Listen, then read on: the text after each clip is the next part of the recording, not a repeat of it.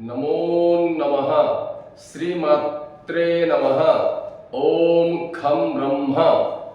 अद्य वयं भारतीय वैज्ञानिकाः इत्यस्य विषयस्य पंचदश भागस्य विषये आलोचनां कुर्मः।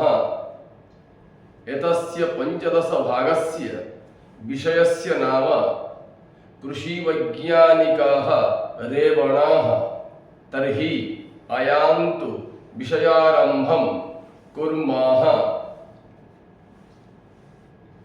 रेवणाः कृषिविज्ञानस्य महानाचार्यः आसीत्। सहस्रवर्षेभ्यः प्राक् तेन कृताः कृषिविज्ञानसिद्धान्ताः अद्यापि गौरवम् आप्नोति। तत्समयः वंशः निवासस्थानस्य विषये तत्कृतिषु कृषिसम्बन्धीयसूक्तेषु अस्माभिः प्राप्यते। रेवणस्य एकस्यां सूक्तौ वराहमिहिरस्य उल्लेखोऽपि परिलक्ष्यते। वराहमिहिरस्य कृषिपराशरेऽपि रेवणस्य एकः सिद्धान्तः उल्लिखितः अस्ति। अतः रेवणः षष्ठशताब्द्याम् आसीत्। रेवणस्य कृषिसिद्धान्ताः वङ्गदेशस्य भूम्यर्थम् अत्युपयोगी भवति। अस्मात् प्रतीयते यत् अयं रेवणः वङ्गीयः आसीत्। रेवणस्य सूक्तौ कृषिसम्बन्धिसूत्राज्ज्ञायते यत् तस्य सामाजिकज्ञानमतीव गहनमासीत्। अपि च सामाजिकज्ञानस्य विषये स गहनाध्ययनम् अकार्षीत्। तस्य कृषिसिद्धान्ताः मनोविज्ञानदृष्ट्या आलोचयितुं शक्यते। रेवणस्य कथनं यत् यः स्वयं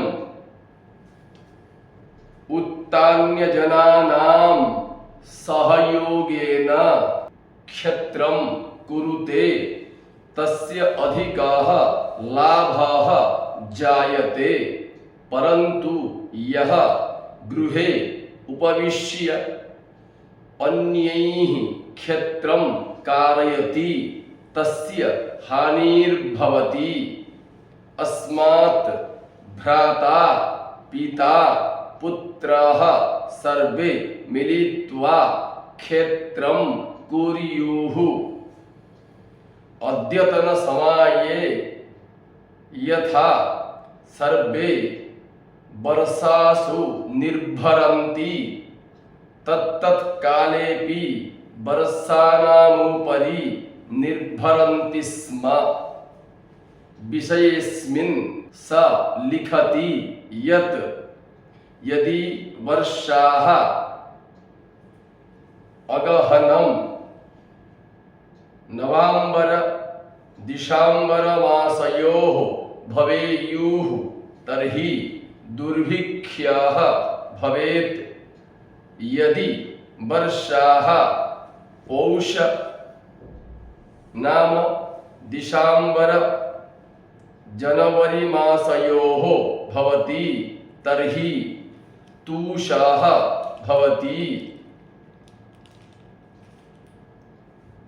इत्युक्ते तूषः अपि सुवर्णायते। जनाः तूषं सुवर्णमूल्येन विक्रीणन्ति। अपितु जनवरी-फरवरी यदि वर्षाः स्युः तदा देशस्य भाग्यं जागर्ति। कालक्रमे फरवरी मासस्य वर्षाः अधिकानि सस्यानि उत्पादयन्ति। रेवणोऽपि लिखितवान् यत् यस्मिन् देशे आषाढमासे जून जुलाई मासयोः 90 क्वचित् 9 दिनानि यावत् वर्षाः भवन्ति तदा शुष्कता भविता। यदि तस्मिन् दिने वर्षाः न्यूनाः भवेयुः तदा आवर्षम् अधिकवर्षाः भविष्यन्ति येन समग्र संसारः जलमयो भवति। यदि आवर्षं किंचित् किंचित् वर्षाः भवन्ति तदा पृथिवी सस्यानां भारं वोढुम् असमर्था भवति। यदि सूर्यास्त समये आकाशे कृष्णमेघखण्डः दृश्यते तदा कृषकः स्वयं अनडवांसं विक्रेष्यति।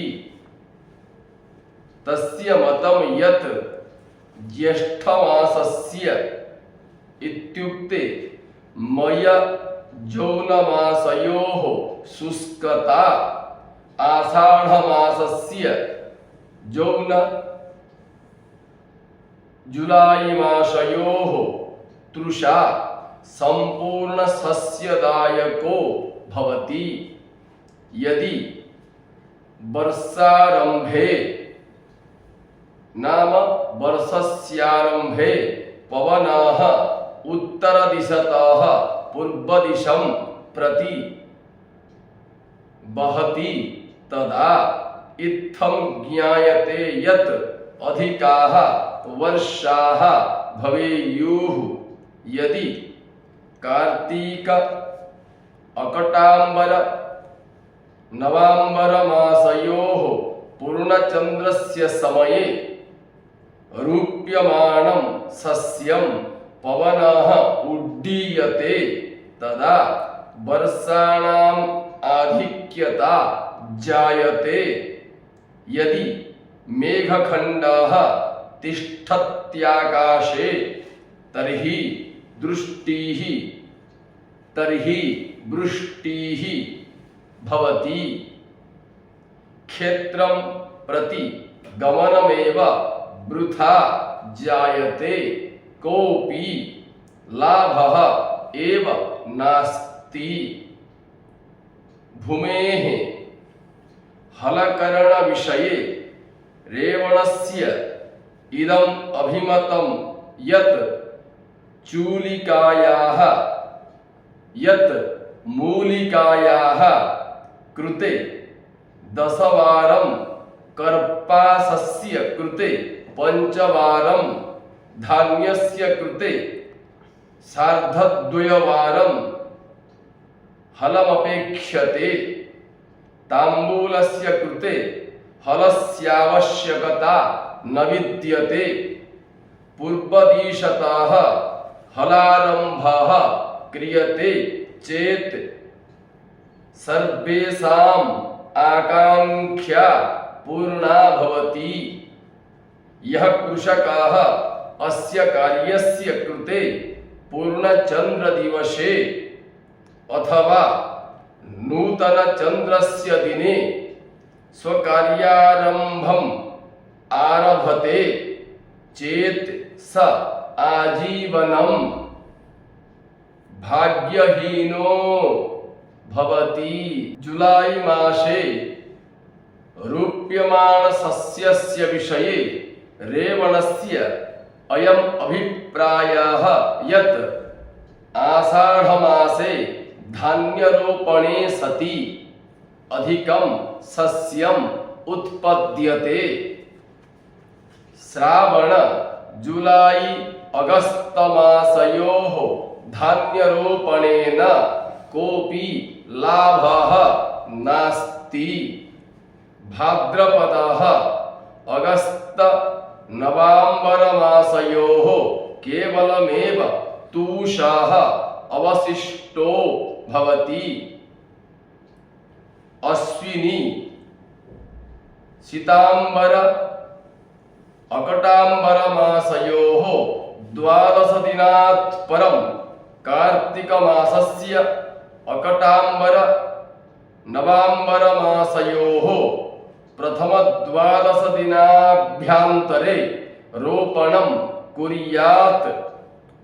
सर्षपं वसन्तर्तोः परं रोपणं कुर्यात्। कीटागमनात् परं अंगारं देयम्। जुलाई अगस्त मासयोः ताम्बूलरोपणेन अधिकलाभः जायते। इत्थमेव कृषि आचार्यः रेवणाः विभिन्नसस्यानां रोपणं कालः सिंचनसमयः रोगाणां कृते औषधप्रदानं सर्वेषां कृषिसम्बन्धी विषयाणां विषये आलोचयामास। अयमेव तस्य अनवद्यम् अवदानं कृषिशास्त्रं प्रति वर्तते। अद्य एतावत्पर्यन्तं 15 भागस्य विषये वयम् आलोचनां कृतवन्तः। अग्रे अन्यभागस्य विषये आलोचनां करिष्यामः। अतः सर्वेभ्यः धन्यवादाः। नमो नमः।